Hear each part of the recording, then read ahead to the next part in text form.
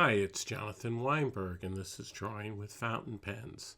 A while back, I was talking about the Sheaffer student pen. Here's one of them that debuts in the late 1950s, and actually originally was a fine line pen that Sheaffer first used their sort of more economical line, the fine line line, and they called it a Cartridge pen. It really didn't seem to have a name, or at least that was the story. It became incredibly popular by 1960. Supposedly millions of these pens were sold, and many people started their journey with fountain pens with the so-called Sheaffer student pen. Although when this pen was first introduced, it was around, well, it was $2.95, which was not really that cheap, and it wasn't particularly focused for students. One of the things I discovered in this whole process is that what was really the original name of this pen, or a line of these cartridge pens, is that Sheaffer called them Skripsert pens. Now, Scrip was the name of Sheaffer ink, and of their new cartridges were called cartridges, and the name they came up was Skripsert, as in insert, which I think understandably was not a very good choice. It didn't really catch on, right? But also in the process of designing these new cartridge pens, one of the things they came up with in the late 1950s is some of the most beautiful pens that I think Sheaffer ever designed, and which are not really sufficiently known as far as I'm concerned, and they are the Lady Skripsert pens. And I have two examples of them right here, and I think they are just gorgeous. Now, why haven't they? Why aren't they so popular? Why are people sort of unaware of these pens? Well, I think one of the reasons is first of all just an issue of gender. It was the typical of pen companies, and I think particularly of Sheaffer in the 50s, to sort of create this kind of binary market. The idea that certain pens were meant for women and certain pens were meant for men. Now, this goes all the way back to the beginning of fountain pens. It tended to be that the more ornate, the more petite pens were geared for women versus pens that were supposedly beefy or bigger for men's hands. Now, and in fact, different bodies require different kinds of pens, but there are plenty of small men who like small pens, and I think there are women who like big pens. But back in the day, that's not the way that they sold pens.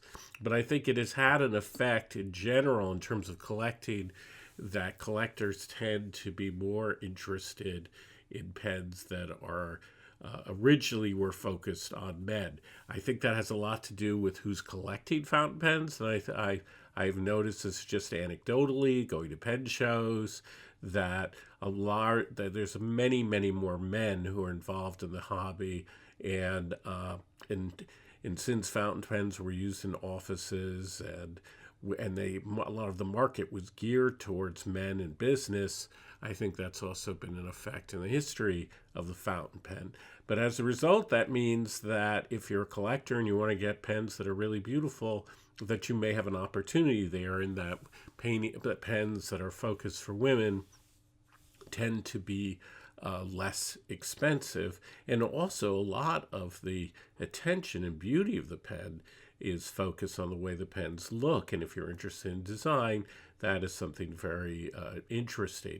Now, these pens, as I say, were not at all geared for students, and they were quite expensive at the time when they came out. And we're talking about pens that today would probably be well over $100. In terms of models, this one was the fourth in the series. So these pens, they started making them and marketing them in 1958. This is the Paisley number 4, And it came, I believe it did come in a 14K nib. This is a steel nib, actually. And it would have been $10, which, looking that up, would be the equivalent of over $100 today. And this is the tool version, which was number 11. And again, I think it might have come in a 14K nib, but it actually, again, is a steel nib, but it is gold and silver plated. I look very carefully to see if it, but it doesn't have any marking on it that says it's 14K. Though I know other people have said that they do have 14K versions of the nib actually flips up a little bit, and that was supposed to make it easier to write with, but actually I think it's quite the opposite.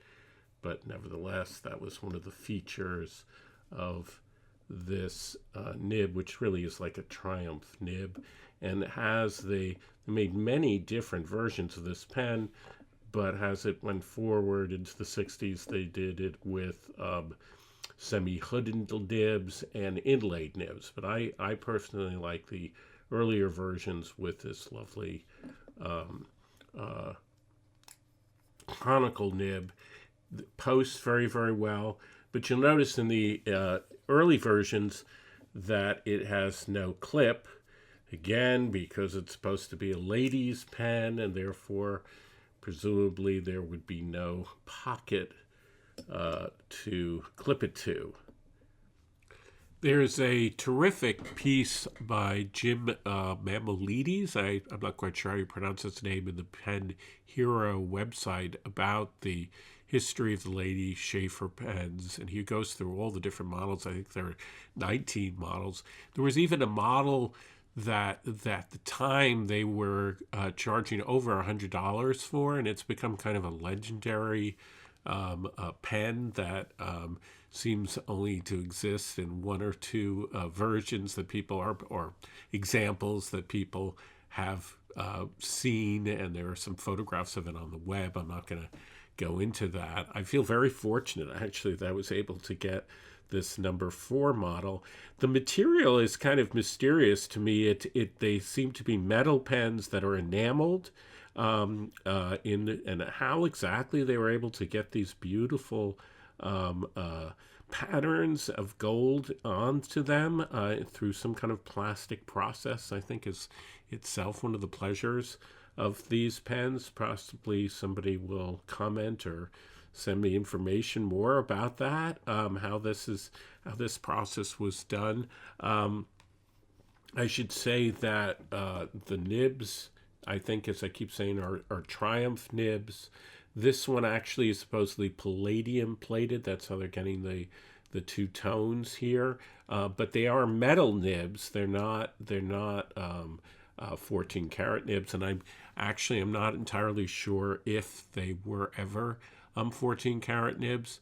According to this article, one of the things I think is really interesting is that this was the first time that Sheaffer really had focused on the women market, and particularly the idea of selling these, I think, in department stores. So they might be sold in the jewelry sections or the makeup sections of department stores, really going after the female market. And yet, as I keep saying, I think that these really appeal to anyone who likes beautiful pens. One of the ways that this is supposed to appeal to women is to talk about these different patterns in relationship to the materials, as if they were dresses. This is considered a paisley pattern, although I actually don't quite get that in terms of the way it looks. And this is supposed to be a tulle pattern. They had corduroy. They referenced all different kinds of materials, and they only vaguely, I think, look like that. They wouldn't necessarily be the thing that occurs to me, but that was another way of hitting this idea that they are appropriate for women versus men. The way these pens fill is pretty standard. They have a cartridge. Here's the cartridge. But you actually, I kind of like this. You actually see the feed, the little metal feed that the cartridge clicks, pushes into. Most other cartridge pens, that's usually hidden. So I actually like the fact that you can see that you can push the cartridge in, and then you stick it into the barrel, and then you really know that it's in there. I think that's a good thing, and they seem to have lasted, 70 years. So that's something that's very impressive. These pens post very, very securely, very well, and they also click close very, very well. Um, the one thing with the cartridge pens you always have to be careful is they have these little metal rings. They're quite secure in these early models, but in later models of the student pens, they sometimes have a tendency to come off, and without them, the pen does not close well. So that's something to keep in mind. They are quite, they're not such small pens, but they're narrow. And one of the results of being narrow, and this is true of the less expensive so-called student pen or Skripsert pen, is that they only really are meant to use cartridges. Now, I believe there may have been some form of a converter that was possible to be used with these pens.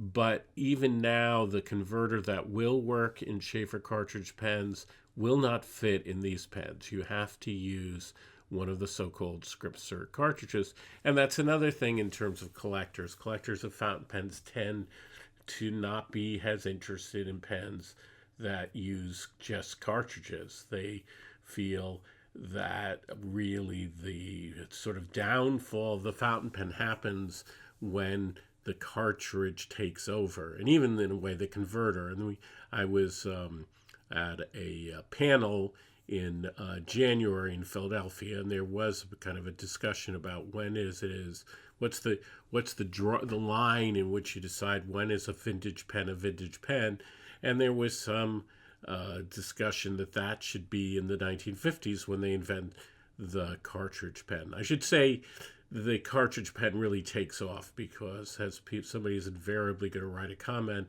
about going all the way back to the end of the 19th century. They had some cartridges that were glass cartridges, but they weren't very popular. What was going on with Sheaffer, and I think with some of the other pen companies, but probably I think Sheaffer was the most successful at it, was really selling the pen to sell the cartridges. So in the case certainly of these less expensive pens, they were practically giving these pens away eventually. By the time at the end of the 1960s, you could get these pens for $1, into the 60s and 70s actually, and then the idea was that then you would buy them and use the cartridges, and the cartridges was the way in which the pens made money. Now, also, it was interesting, though, in those days, cartridges were not that expensive, and you have to adjust for inflation. But right now, that's one of the difficulties, I think, about buying these Sheaffer pens is they take these Sheaffer cartridges that are now really pricey. I mean, depends on where you buy them, but they can be as much as $7 for a box, $10 for a box, and in a box you're talking 5-6 cartridges. Now the solution to that is to refill the cartridges, which I have done. That's something you can do. One of the things that are amazing about these pens is how long they've lasted, even the least expensive. And I think that does in some way have to do with the fact that people are using cartridges that are designed specifically for the pen and ink that was designed specifically for the pen.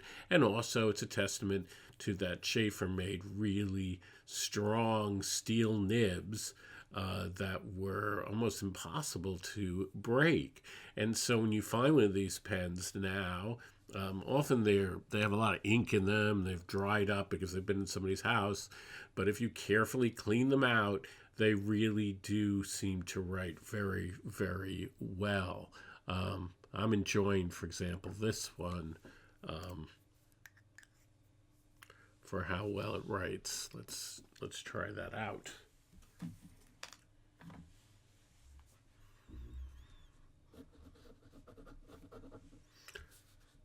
This is the fine, and it just flows really well. This is the black. I think what I should be drawing is daffodils, because it is spring in New Haven.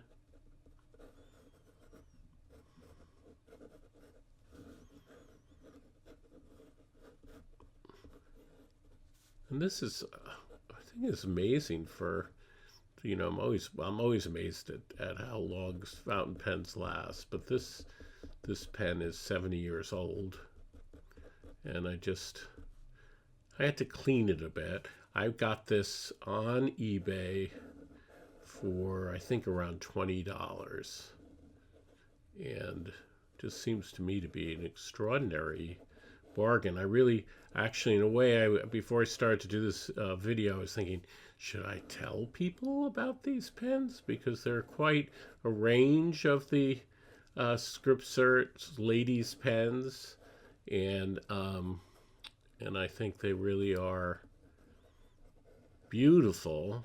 And if I tell people about them, then it'll be harder, perhaps, to get them. But look, how many of them do I need?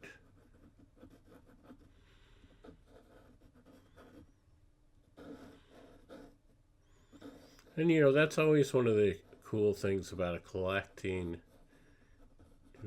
is kind of see what are the things that people are neglecting. Does it make sense?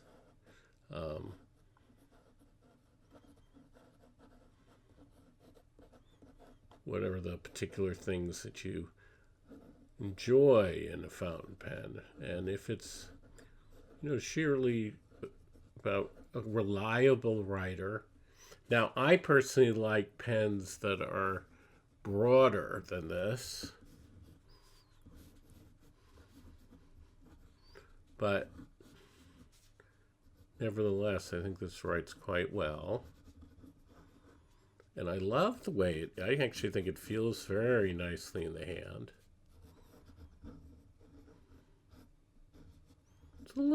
It's not the smoothest pen. And I noticed that you have to, be in the right spot. It has a good spot. Like, if I tend to write down too low, then it sometimes skips more. But if I write like this, then it's perfectly fine.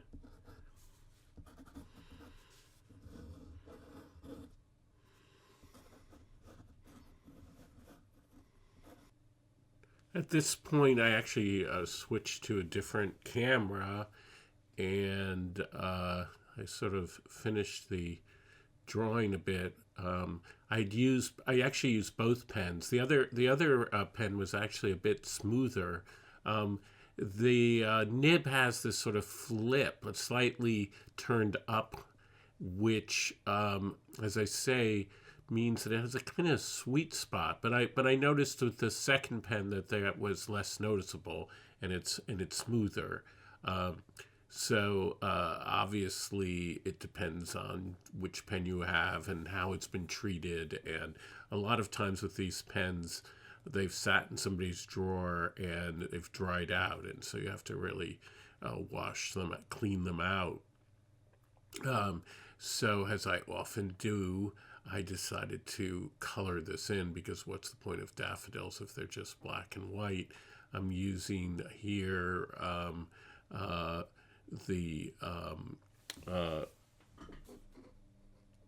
using here the Dr. Martin's watercolor, which is very intense, particularly the bright red colors.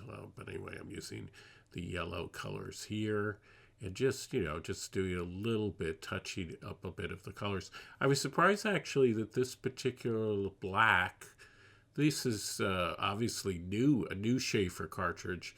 It's not absolutely waterproof, but it's not bleeding as much as I'm sort of used to. I remember doing a lot of watercolors in my sketchbook in the 70s and early 80s using the Sheaffer cartridges, and they seemed to me to bleed more back in the day. But it may just depend on the weather and how dry it is in my house. I don't know.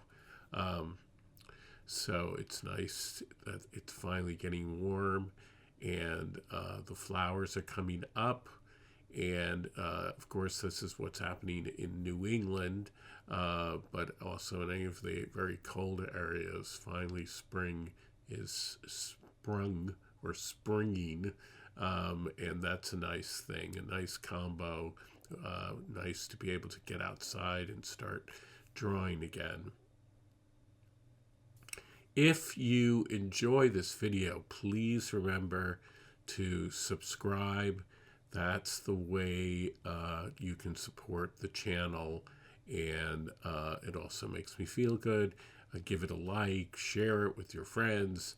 All those things are really important, and I will catch you again next time.